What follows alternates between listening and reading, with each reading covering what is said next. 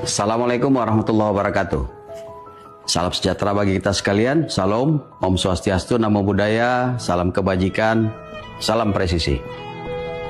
Hari ini kita merayakan semangat tak kenal menyerah dari pekerja buruh seluruh dunia.